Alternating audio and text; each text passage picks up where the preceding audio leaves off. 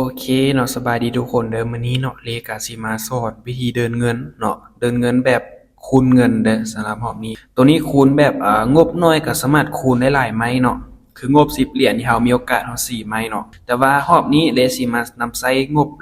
187เหรียญเนาะเดินตามนี้เลย1 1.2 2.4ประมาณนี้ไปเลยเนาะมีโอกาส8ไม้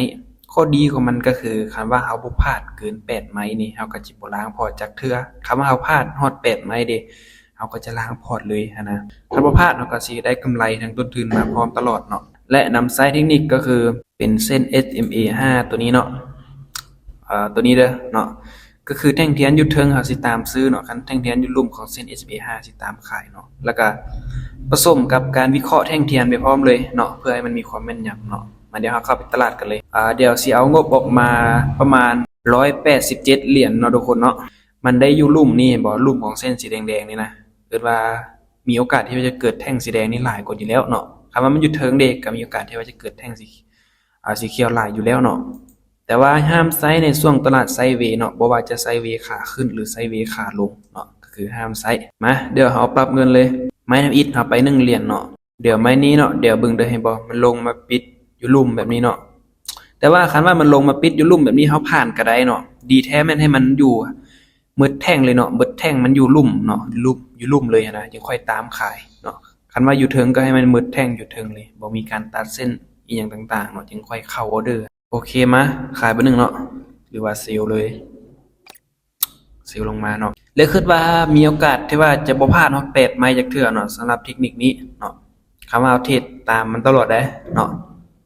สูงสุดก็5ไม้6ไม้ประมาณนั้นแหละแต่ว่าผู้เราจะใช้งบนี้คูณเงินน่ะก็คือ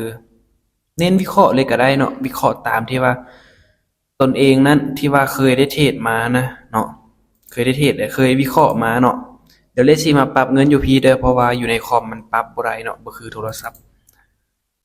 มานี่ครับไป 1.2 เนาะโอเคเดี๋ยววางใส่ 1.2 มาเบิ่งไม้นี่เนาะคันมันยังปิดอยู่ลุ่มนี่นะเฮาก็สิตามขายเลยโอเคขายเลยไม้นี้นะมานี่ก็เป็นไม้ที่2แล้วเนาะเห็นบ่ถือ2สลับนี่ก็ประมาณนี้แหละมาเดี๋ยวไม้ที่2เอาไปเท่าไหร่ทุกคนเดี๋ยวเบิ่งไม้ที่2ไม้ที่3เนาะไม้ที่3ก็คือไป 2.4 เนาะเฮาปรับเงินเลยเสียงรบกวนหลายหน่อยนึงเนาะ 2.4 เดี๋ยว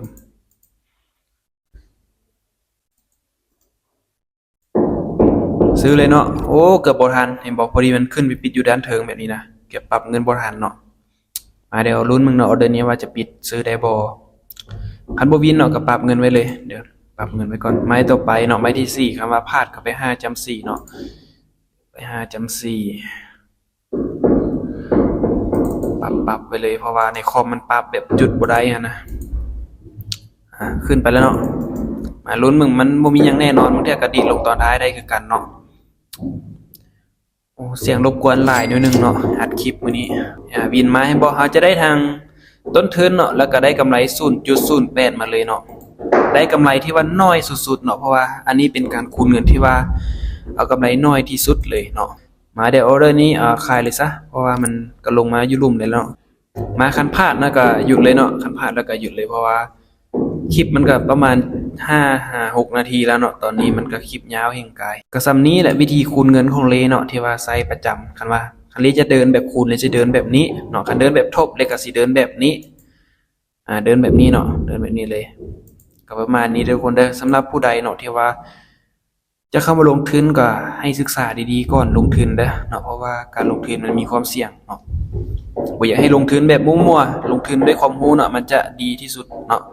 โอเคสำหรับคลิปนี้ก็ส่ำนี้แหละบ๊ายบายทุกคน